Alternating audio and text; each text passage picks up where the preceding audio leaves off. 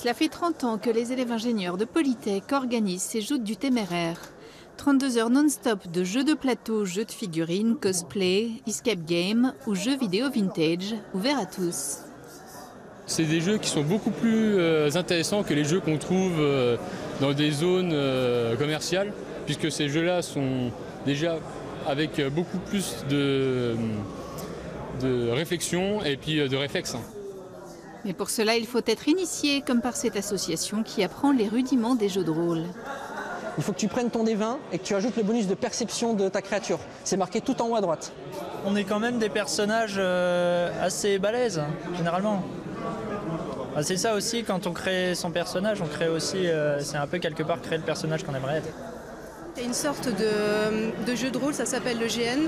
C'est les jeux grandeur nature et en fait, là, le principe, c'est d'avoir les tenues, d'incarner vraiment son personnage, d'être dans son rôle vraiment tout le temps. Oubliez la Coupe du Monde, le sport à la mode ici, c'est le trollball, ou comment devenir Zidane avec une arme en mousse. C'est un mélange entre un jeu de balle en équipe et de l'escrime médiéval. Donc il y a deux équipes dont les membres sont tous armés d'épées ou d'armes en mousse. Et le but, c'est de se battre pour la possession de la balle. Et il faut réussir à marquer dans le panier adverse tout en se battant avec les adversaires. Et ça continue toute la nuit jusqu'à demain 18 h.